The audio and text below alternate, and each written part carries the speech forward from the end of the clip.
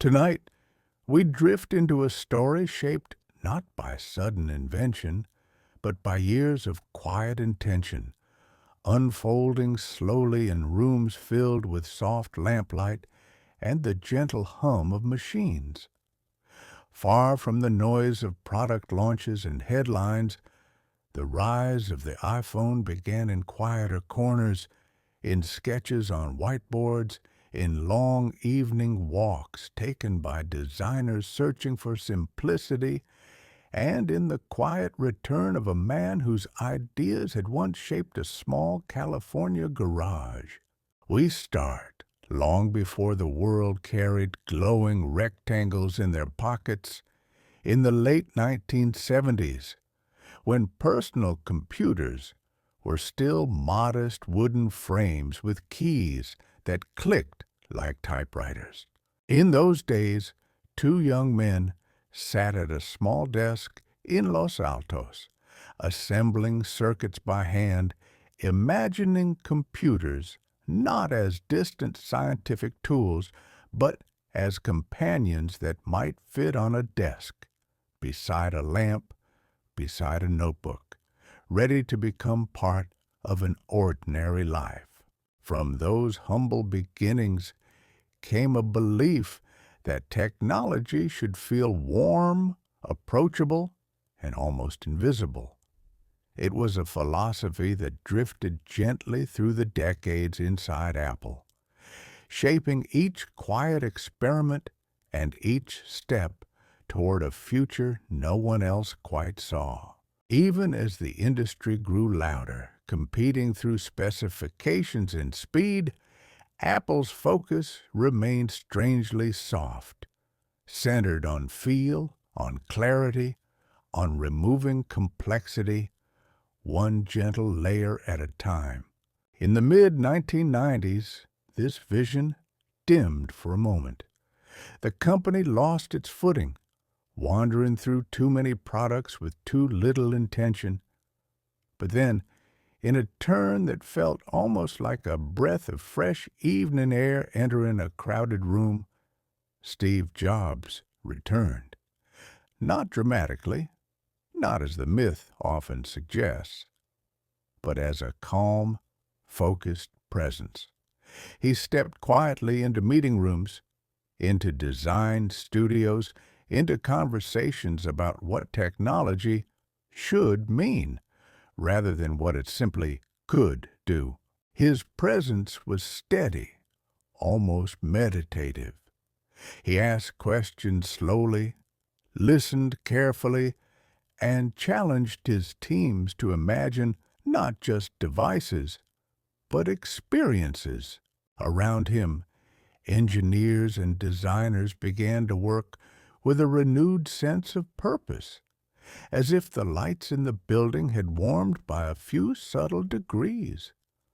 What mattered was not adding more, but taking away, polishing, refining, returning to essence. And so, through the late evenings in Cupertino, the future began to take shape in small, quiet steps. No one yet spoke the word iPhone. There were only ideas, soft outlines, whispered possibilities, about a device that could bring together a music player, a communicator, and a small window to the growing world of the Internet.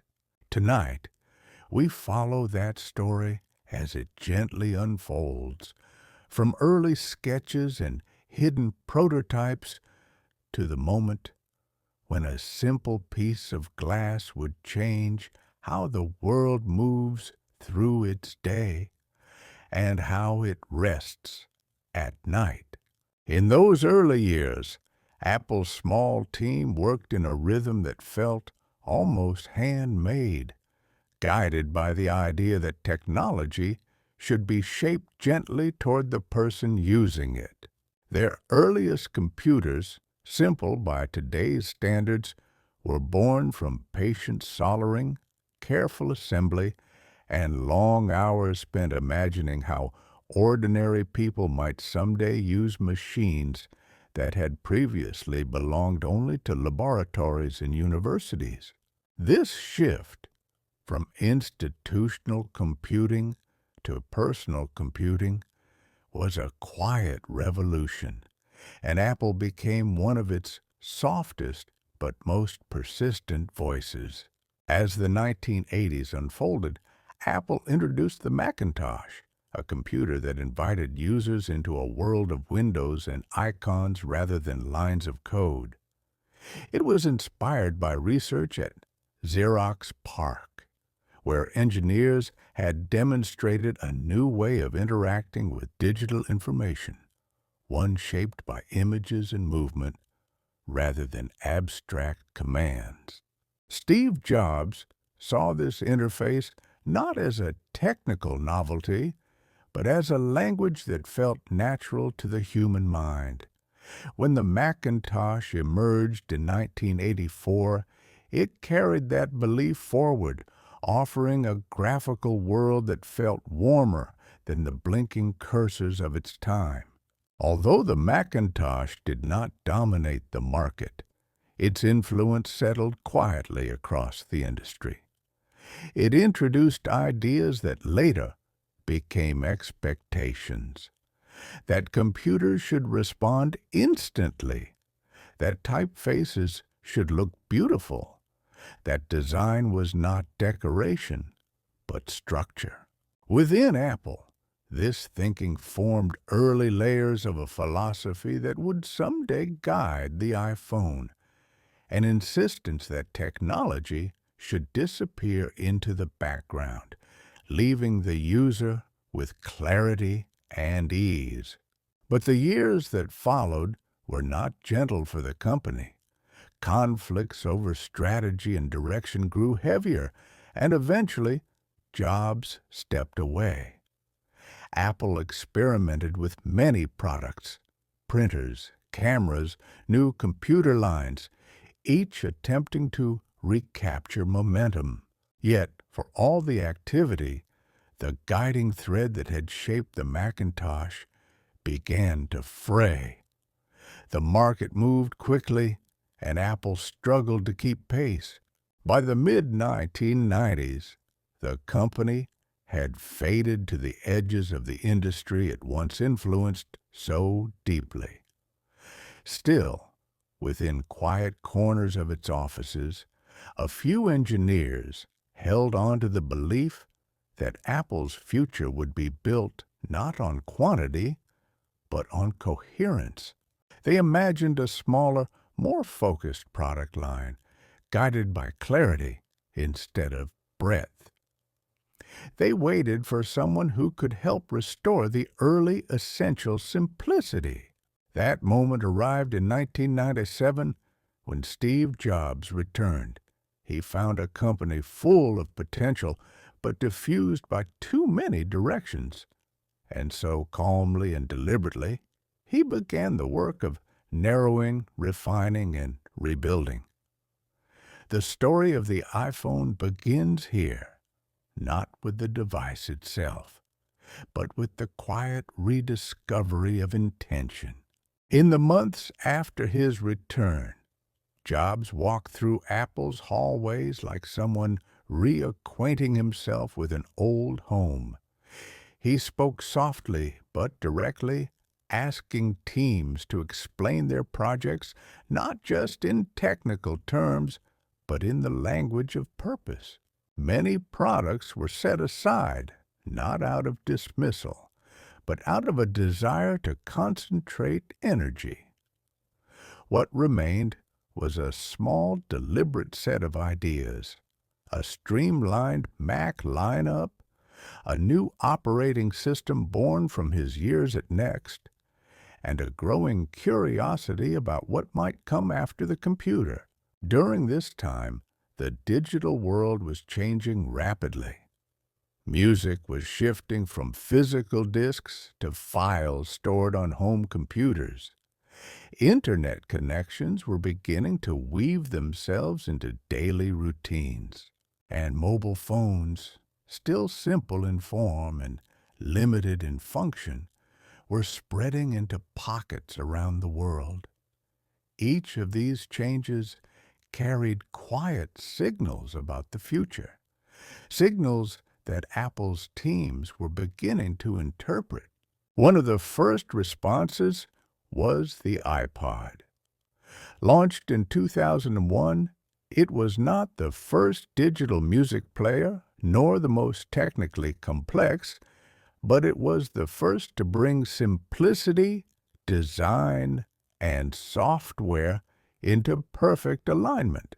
Its wheel rotated with a soft, satisfying rhythm, and its interface felt intuitive from the first moment. Inside Apple, the success of the iPod became a gentle confirmation. The company could shape devices that lived beyond the desk, carried from room to room, woven into daily life. Meanwhile, mobile phones were evolving.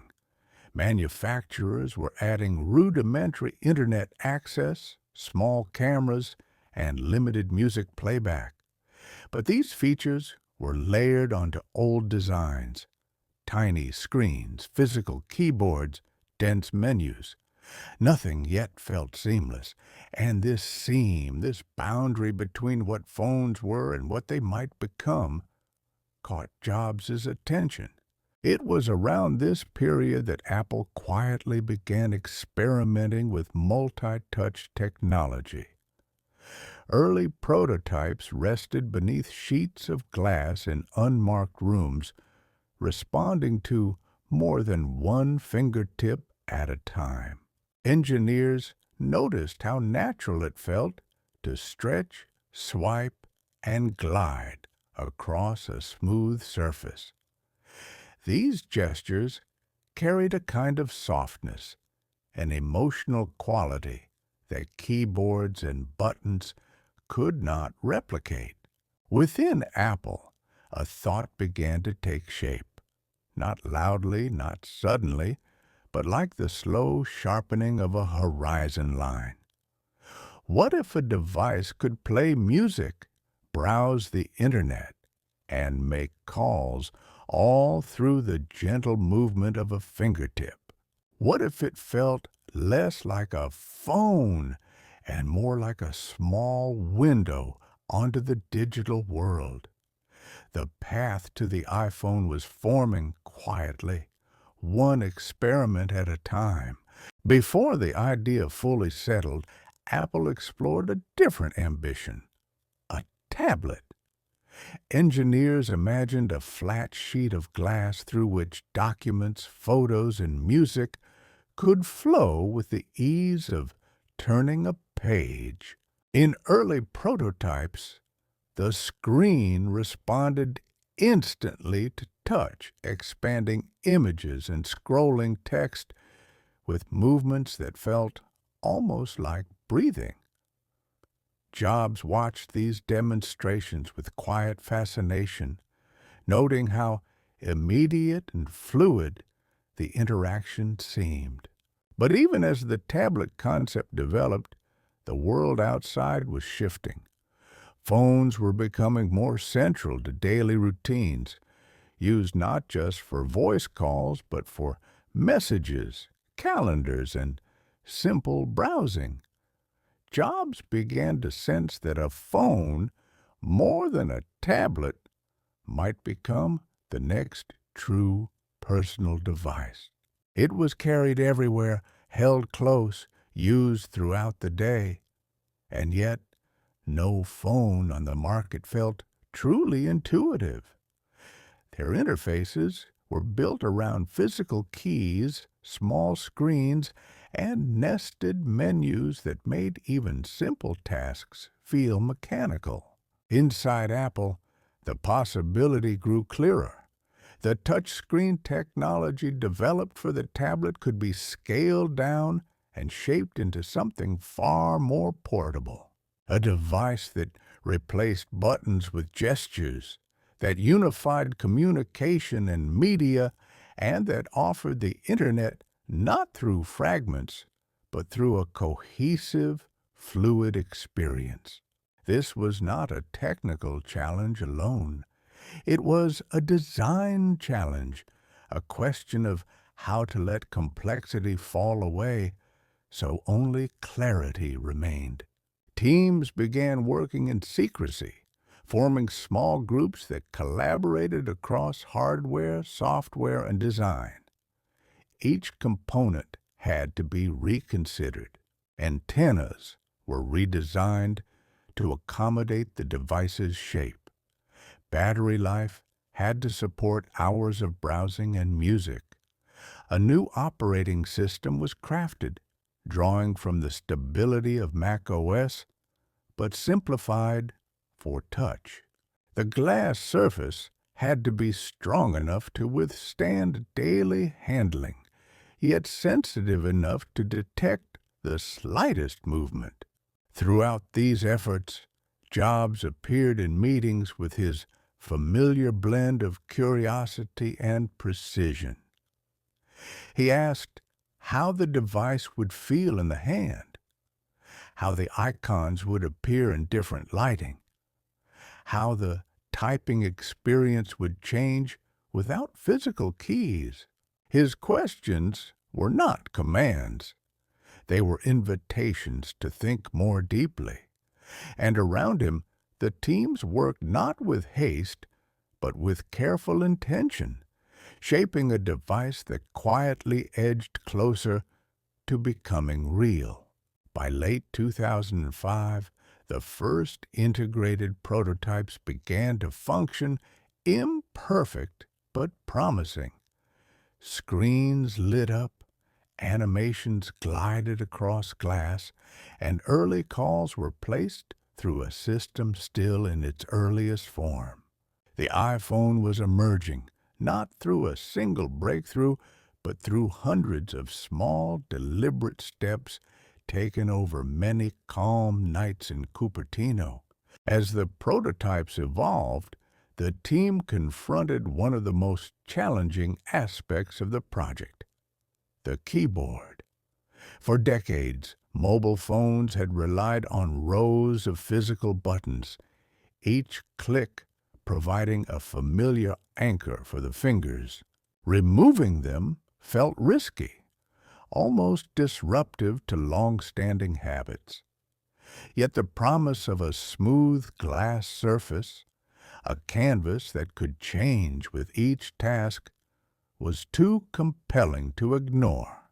Engineers experimented with virtual keyboards that adjusted themselves in subtle ways. Some versions widened keys based on common typing patterns. Others shifted their boundaries dynamically to anticipate the next likely letter. Jobs pressed for a solution that felt effortless, one that allowed typists to trust the screen even without tactile feedback. Slowly, through countless refinements, the software became perceptive enough to transform the typing experience from awkward to natural. Meanwhile, the collaboration with telecom partners introduced another layer of complexity. To bring the device to market, Apple needed a network capable of supporting rich internet browsing and visual voicemail. Negotiations unfolded gently but firmly, with Apple pushing for features that required carriers to rethink their traditional systems. It was a quiet reshaping of the industry, one that happened not on public stages, but in meeting rooms where expectations softened and new possibilities took root. Inside Apple, designers focused on the experience as a whole. They crafted icons that glowed with subtle gradients, animations that eased into view, and transitions that mirrored physical motion. Each detail was considered not as ornament, but as part of a coherent interaction. The goal was to create a device that felt alive, responding to touch with warmth and immediacy. By early 2006, the project, still hidden for most of the company, had reached a point where hardware and software finally spoke the same language. Multi-touch gestures flowed through the operating system. Music played with a tap. Web pages opened with the same fluidity as turning a page in a book. The device was no longer an experiment. It was becoming a companion. Within these walls, among prototypes lined in quiet rows, the teams sensed that they were approaching something rare. Not a product that competed in a crowded market, but a device that redefined its category entirely. The iPhone was preparing to step into the world, carrying with it years of careful thought, meticulous craft, and the quiet confidence of those who believed that simplicity could be powerful. Even before its unveiling, the device felt inevitable, like the natural next chapter in the story Apple had been writing since the early days in Los Altos, where simplicity, clarity, and human-centered design had first begun their gentle ascent. As the iPhone neared its final form, Apple confronted another essential challenge: how to bring the full richness of desktop browsing into the palm of a hand. At the time, most mobile phones relied on simplified versions of the web: text-heavy pages, minimal images, and interfaces stripped of their original design.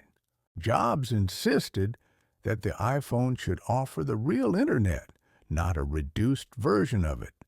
And so engineers looked to WebKit, the browser engine used in the Mac, and began adapting it for a screen far smaller yet far more tactile.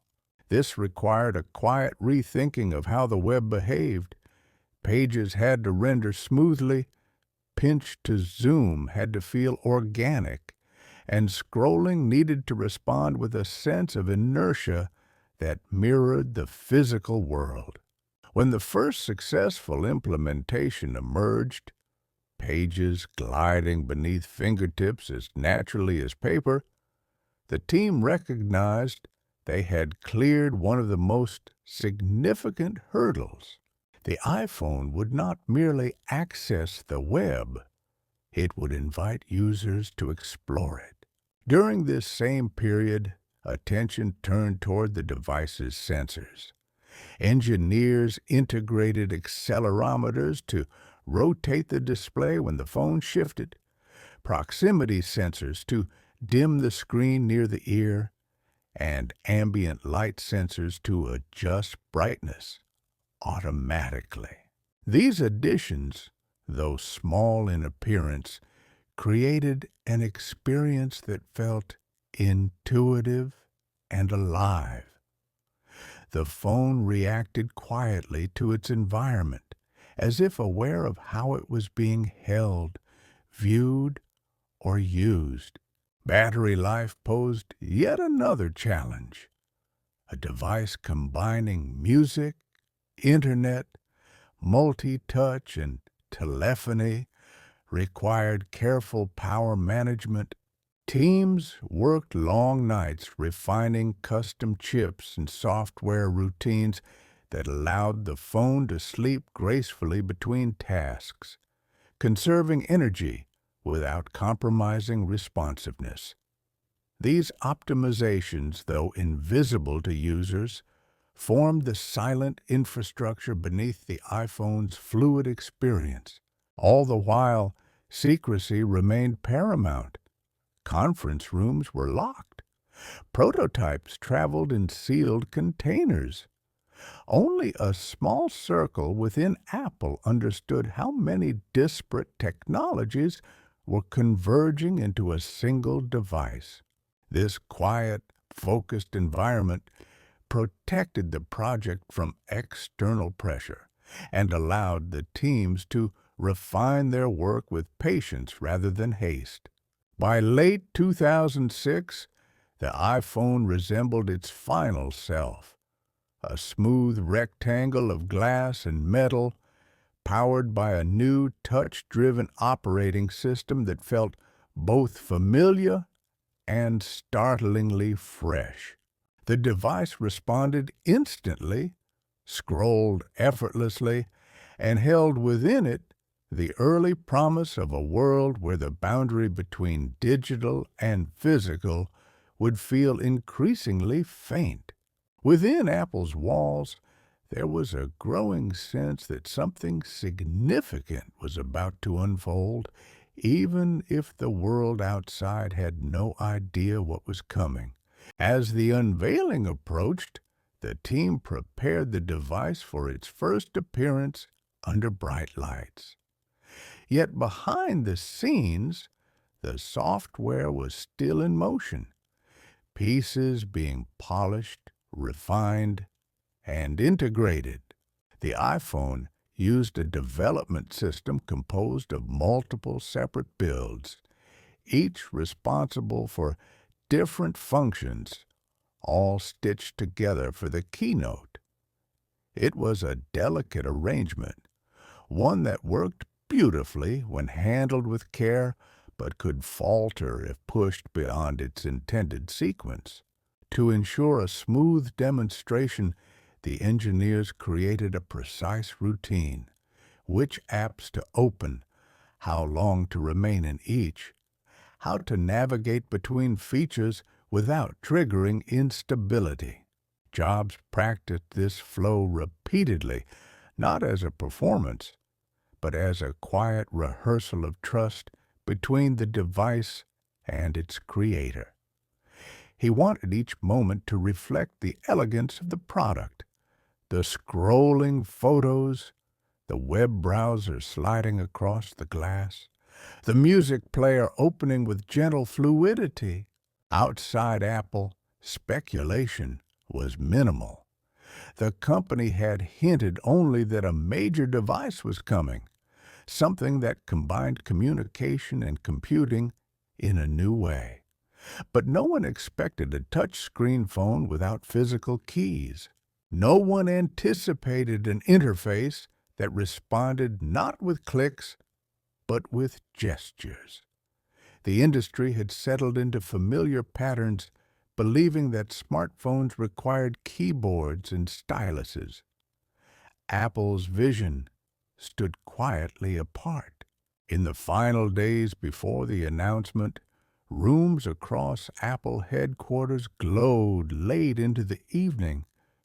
Designers refined icons, smoothing gradients, and adjusting the shadows beneath each symbol. Engineers ran tests on battery performance, signal quality, and memory usage. Hardware teams inspected each prototype to ensure that the devices destined for the stage felt firm, balanced, and warm to the touch. Jobs, moving between rooms with his usual calm intensity, asked to feel each build in his hand. He was attentive to weight, temperature, and the subtle friction of the glass. He believed that a device's emotional resonance began with how it rested in the palm, an idea that had shaped Apple's design philosophy for decades. And as he held the final prototype, he sensed that the iPhone carried the essence of the company's long journey from the Los Altos garage. The world was about to see something entirely new, though it had arrived through countless small decisions, patient craftsmanship, and the almost meditative pursuit of simplicity. The stage was set, quietly, for a shift that would ripple far beyond the auditorium where the first iPhone would be revealed. The day of the unveiling dawned cool and clear, and as the audience gathered inside the Moscone Center, A quiet anticipation filled the room. On stage, the device waited beneath a single pocket of light, covered by the calm weight of a black cloth.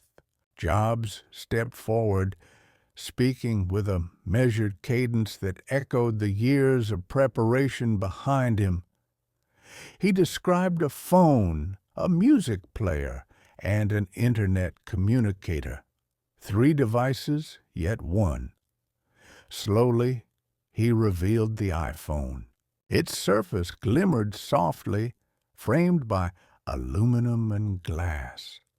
The screen lit with a warm glow, the icons sitting in a neat grid that felt inviting rather than mechanical. When Jobs slid his finger across the surface to unlock it, a wave of recognition moved through the audience.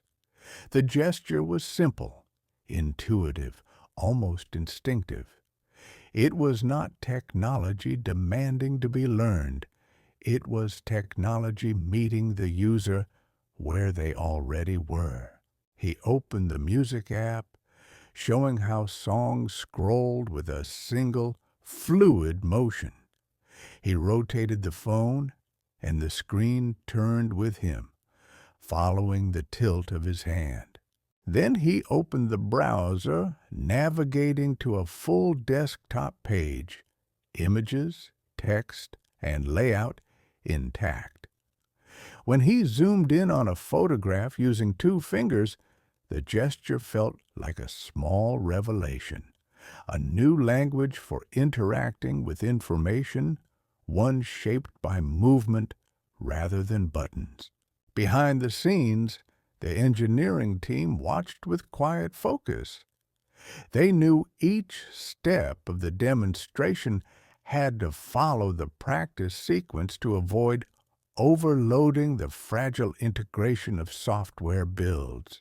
But with each transition, the device responded gracefully, reflecting the months of careful refinement that had led to this moment. In the audience, reaction shifted from curiosity to astonishment. Competitors recognized immediately that this device redefined expectations. It was not merely a new phone, it was a new category, a new relationship between the hand and the digital world. Jobs continued the presentation with a calm confidence. He emphasized the touchscreen's precision, the integration of iTunes, the visual voicemail feature that allowed messages to be accessed like items in a list. These were small conveniences, yet they signaled a deeper shift. The phone was becoming more than a tool for communication. It was becoming a pocket computer, a daily companion, a personal gateway to the growing digital landscape. When the demonstration ended, the applause rose like a soft wave, but within Apple, the mood remained one of steady focus. The unveiling was only the beginning. The world had now seen the vision. The task ahead was to refine, manufacture, and deliver it into millions of hands.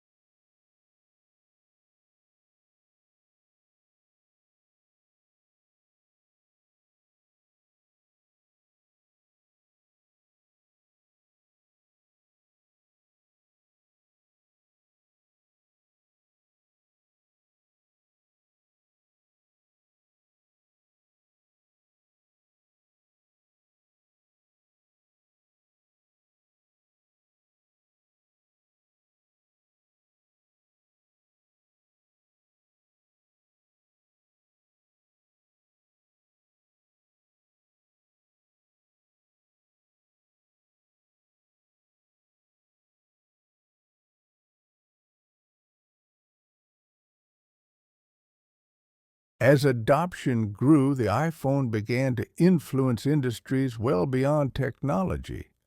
Photography changed as millions gained access to capable cameras that fit in a pocket. Software developers found new opportunities in mobile-first design, creating experiences meant to be held rather than viewed from a desk. Even communication habits shifted, with messaging, email, and social platforms moving seamlessly into everyday motion. Inside Apple, the teams recognized that supporting all of these changes required steady advances in both hardware and software. They refined multi-touch algorithms to distinguish between intentional gestures and incidental contact. They improved the glass surface, reinforcing it with ion exchange processes that added strength without increasing thickness. These adjustments made the device more durable while preserving the fluid experience of touch. The operating system evolved alongside these improvements. Early versions focused on core functions: calling, messaging, web browsing, and music. Later versions expanded into cloud storage, video recording, advanced navigation, and new forms of personalization. Each feature was crafted to feel natural, fitting into the existing interface without clutter or confusion. During this time, Apple also introduced more advanced sensors. Gyroscopes complemented the accelerometer, enabling precise orientation tracking. GPS components improved navigation accuracy, allowing apps to guide users through cities and landscapes with confidence. These additions expanded the iPhone's capabilities, making it a tool not only for communication, but for exploration. Battery technology became another area of focus. Smartphones demanded consistent energy, but users expected full-day endurance. Apple invested in custom battery shapes, efficient power management routines, and low-level optimizations that extended life without increasing size. These efforts helped preserve the device's slim profile while supporting more demanding software.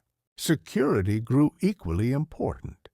As the iPhone stored more personal information, photos, messages, financial data, Apple implemented encryption, sandboxing, and secure boot processes. These measures protected user privacy, creating a foundation of trust essential for a device woven into daily existence.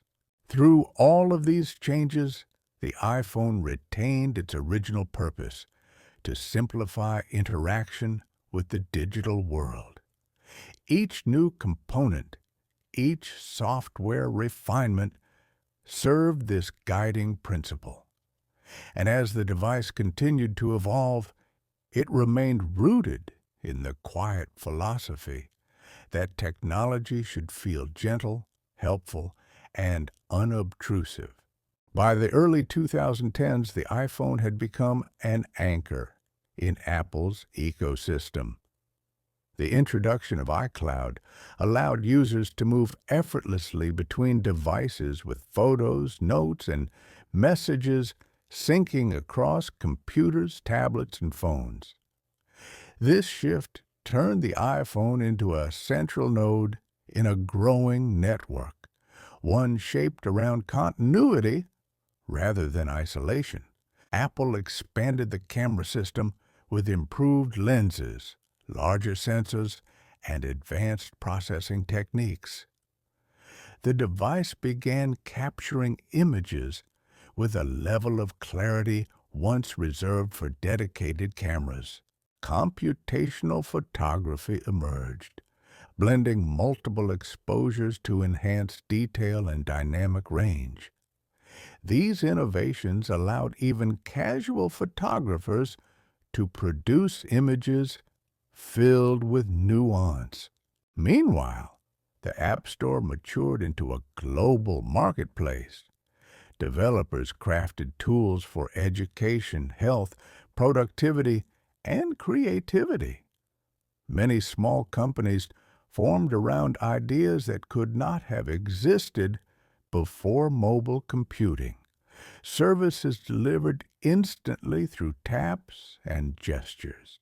The iPhone became a platform for entrepreneurship, connecting individuals and businesses to a worldwide audience. Within Apple, teams continued to refine the interplay between hardware and software. They introduced fingerprint recognition through Touch ID, allowing secure access without passwords. They improved voice recognition, enabling Siri to assist with simple tasks using natural speech. These features deepened the sense that the phone was more than an object. It was a kind of digital companion. Display technology advanced as well. Retina screens increased pixel density, making text and images appear smooth and paper-like. Color accuracy improved, bringing warmth and depth to photos and illustrations. Engineers worked carefully to balance brightness, contrast, and energy efficiency, so the screen remained comfortable during both daytime and nighttime use. The global impact of the iPhone grew steadily. Industries adapted to mobile workflows. Maps and navigation became integrated parts of travel. Health apps encouraged new routines. Communication accelerated through video calls and instant messaging. The device became a bridge through which people learned, connected, and shared. Yet, for all its influence, the iPhone's evolution remained grounded in a quiet philosophy. Technology should feel personal, intuitive, and centered on the human experience. The device carried forward the ideals Apple had shaped decades earlier: clarity, simplicity, and a deep respect for design. By the early 2010s, the iPhone had become an anchor in Apple's ecosystem. The introduction of iCloud allowed users to move effortlessly between devices with photos, notes, and messages syncing across computers, tablets, and phones. This shift turned the iPhone into a central node in a growing network, one shaped around continuity rather than isolation. Apple expanded the camera system with improved lenses, larger sensors, and advanced processing techniques. The device began capturing images with a level of clarity once reserved for dedicated cameras. Computational photography emerged, blending multiple exposures to enhance detail and dynamic range.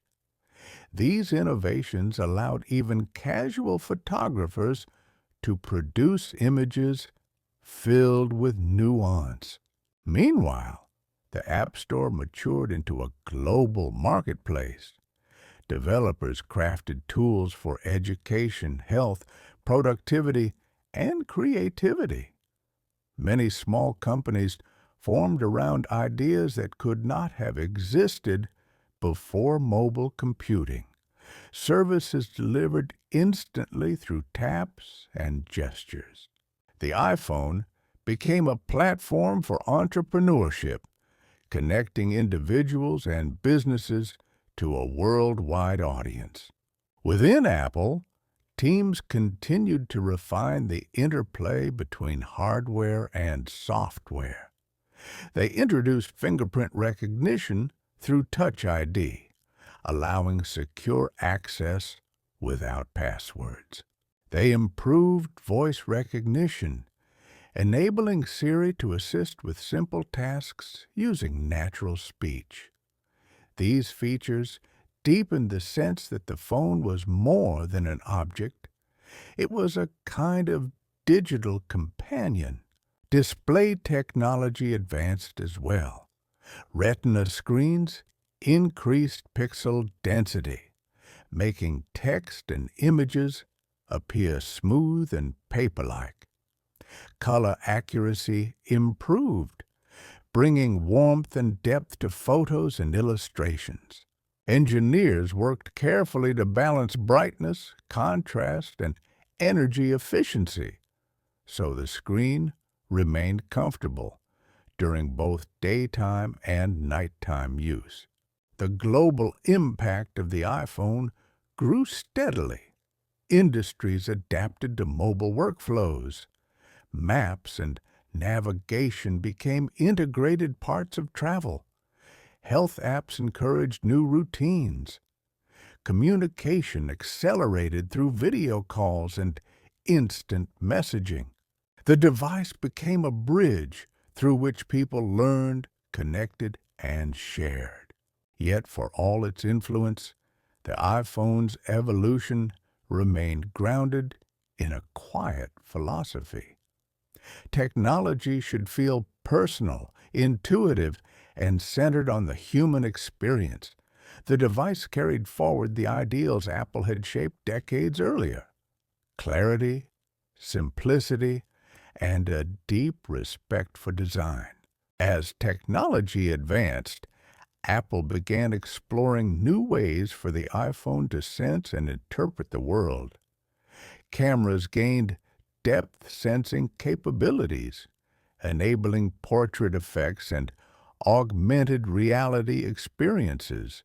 These systems mapped environments using tiny bursts of light, creating detailed representations of space.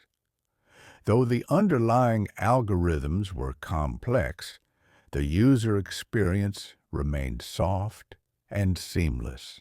Apple introduced new chip architectures, designed internally to harmonize with the operating system.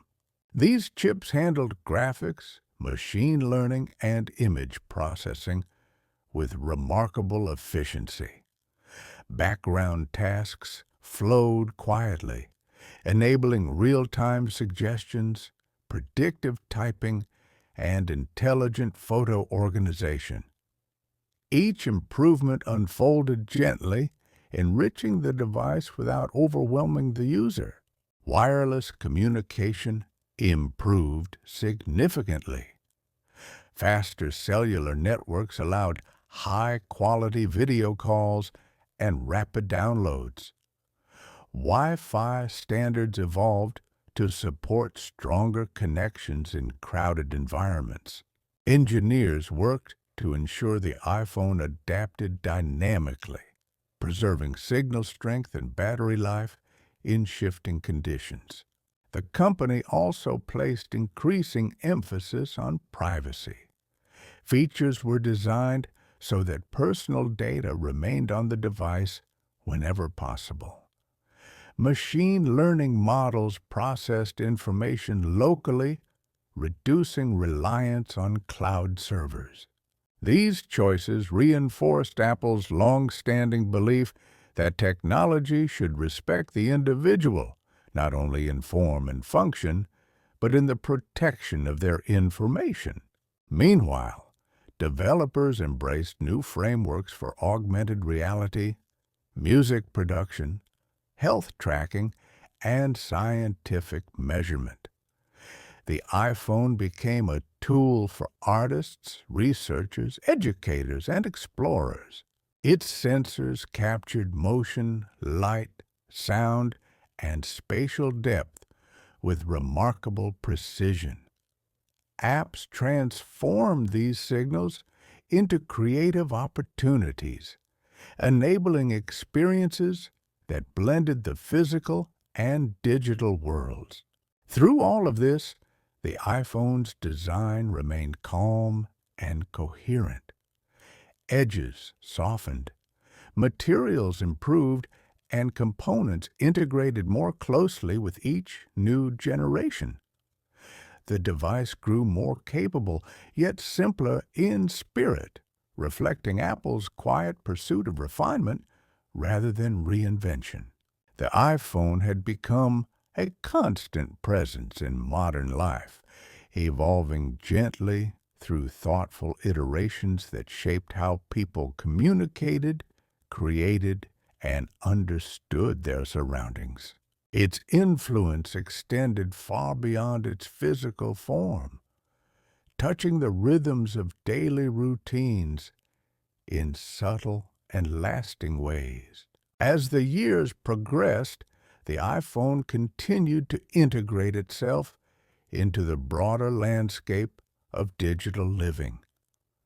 Apple's ecosystem expanded with wearables, home devices, and cloud services, each designed to work in harmony with the phone. This created a continuity that allowed users to move fluidly between activities, beginning a message on the iPhone, completing it on a laptop, or answering a call from a watch resting on the wrist. Health-related features grew steadily.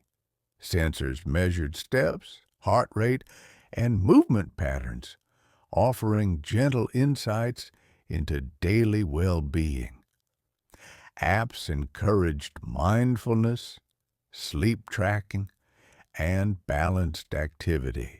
The iPhone became a quiet companion in supporting healthier habits, offering reminders and suggestions with a tone that felt encouraging rather than intrusive.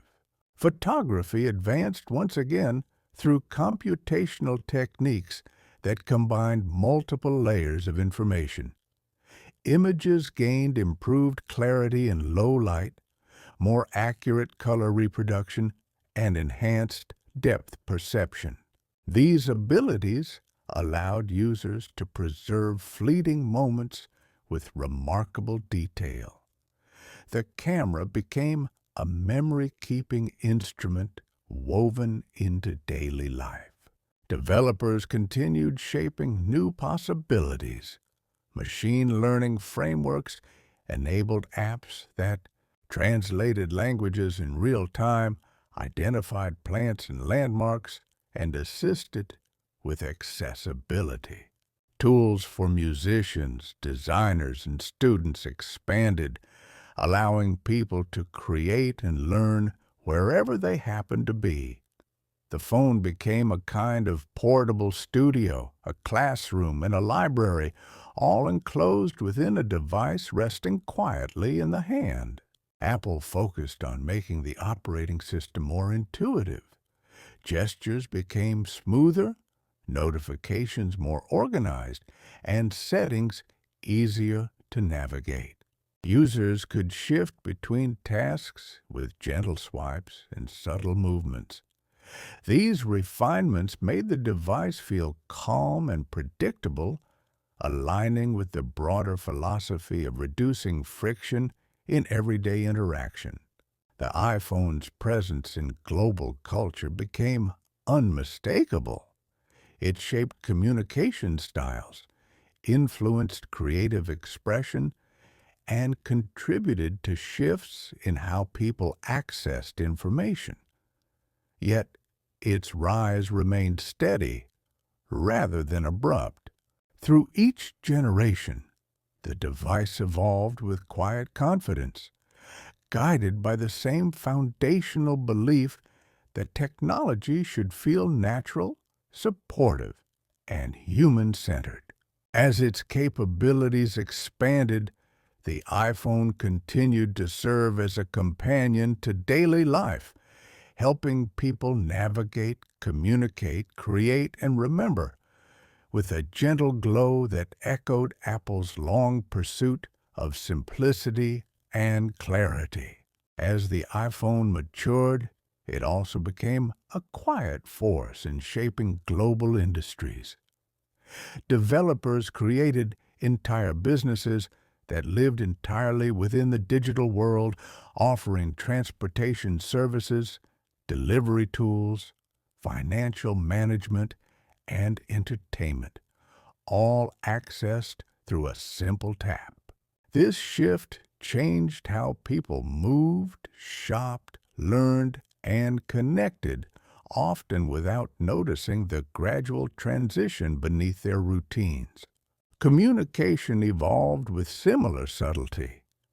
Text messages grew into rich conversations that included images, voice notes, and small animations.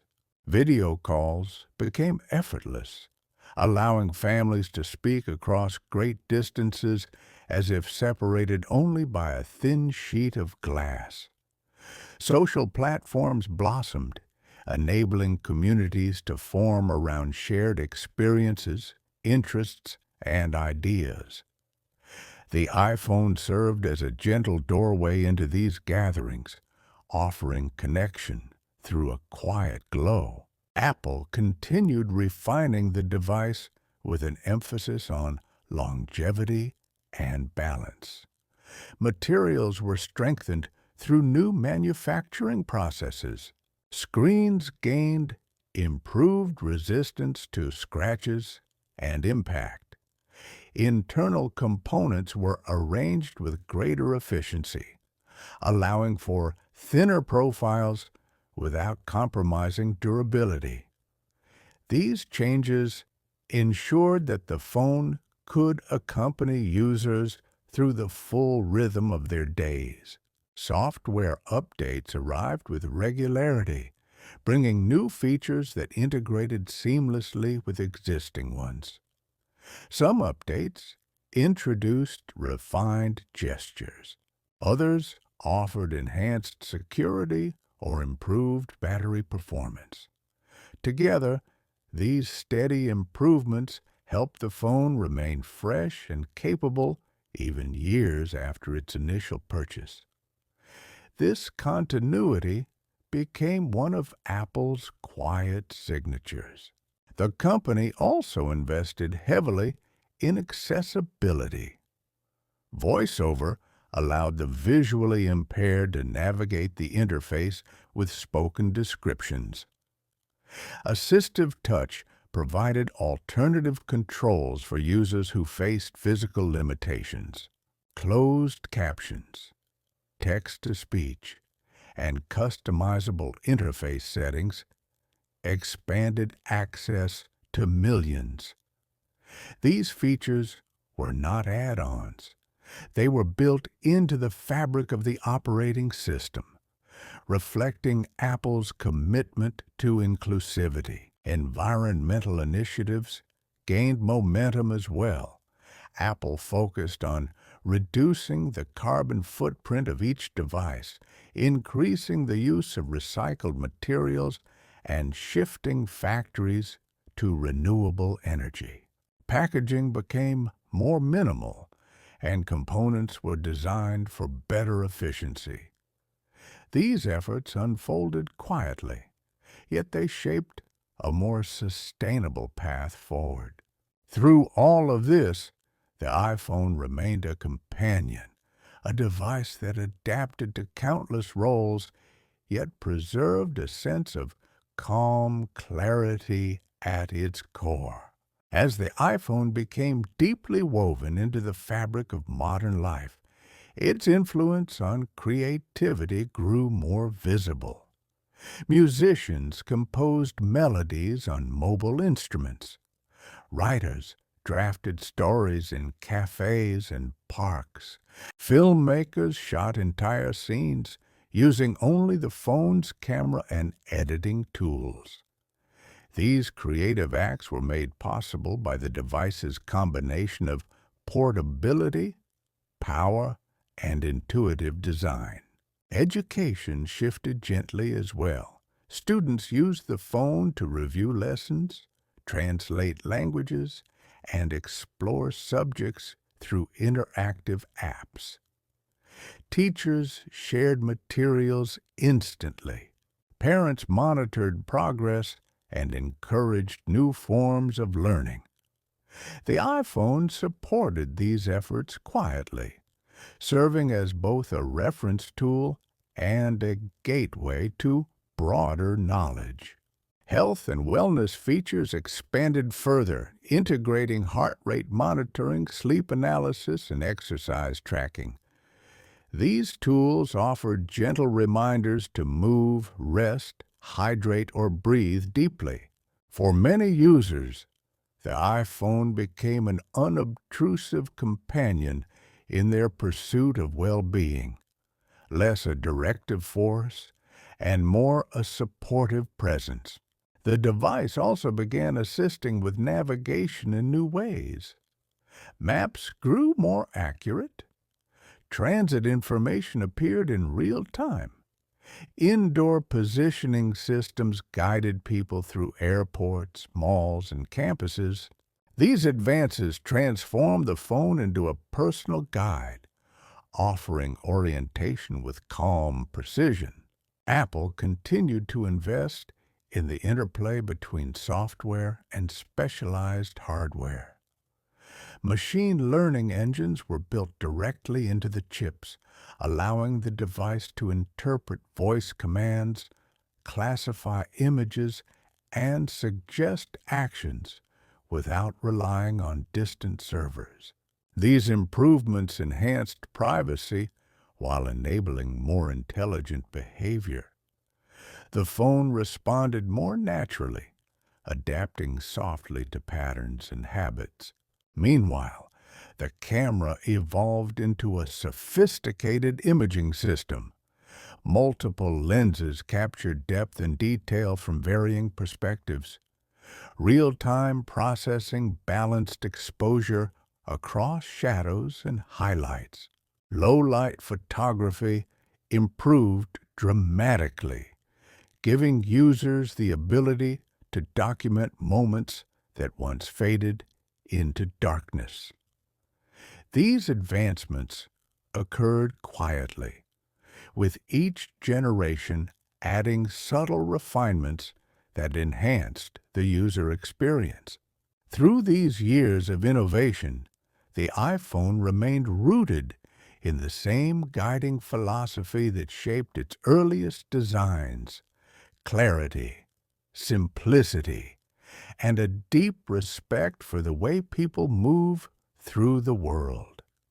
It grew more capable, yet never lost the quiet intention that made it approachable. By this point in its evolution, the iPhone had become a kind of universal instrument used by artists, travelers, scientists, students, and families. Its sensors measured motion, light, sound, and direction. Its software interpreted these signals, transforming them into tools for navigation, creativity, and communication. Each capability was layered gently atop the last, forming an ecosystem that felt organic rather than engineered. Developers contributed significantly to this growth. They built apps that analyzed stars in the night sky, mapped hiking trails, guided meditation sessions, and created augmented realities that blended digital imagery with physical surroundings. These experiences demonstrated how a device originally designed for calling and messaging had grown into a platform that supported exploration, reflection, and discovery. Within Apple, this expansion was matched by ongoing commitments to privacy and security. Biometric authentication became more advanced, with Face ID providing fast, secure access using subtle, depth-mapping technology. Personal data was encrypted, and many functions were processed locally to reduce exposure to external systems. These principles shape the user's relationship with the device, building trust through careful stewardship of information. The iPhone also helped support new forms of work. Remote collaboration became easier through cloud documents, video meetings, and messaging platforms. People use their phones to manage schedules, sign agreements, track tasks, and communicate across time zones. For many, the device served as a portable office that could be opened and closed with a single tap. Accessibility tools continued to expand. Live transcription assisted users who were deaf or hard of hearing. Magnification tools aided those with low vision. Custom haptic feedback patterns supported users with sensory preferences. These thoughtful additions emphasize that technology could be personal, adaptable, and inclusive. Cultural impacts deepened as well. Photography trends shifted with the rise of mobile imaging. Social movements spread through messages shared instantly across continents. News updates reached pockets within seconds. Families remained connected through group conversations, shared albums, and video calls that preserved closeness across long distances. Through all these transformations, the iPhone continued to embody its central aspiration, to offer a simple, intuitive window into the expanding digital world. Even as its capabilities multiplied, its purpose remained steady, to help people navigate their lives with clarity and ease.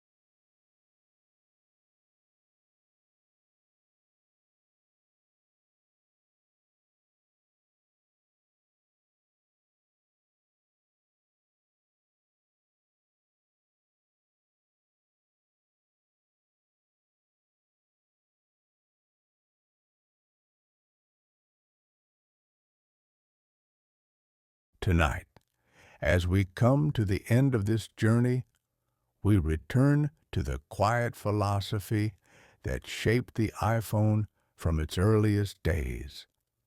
It began as an idea in the minds of designers and engineers who sought to bring clarity to the digital world.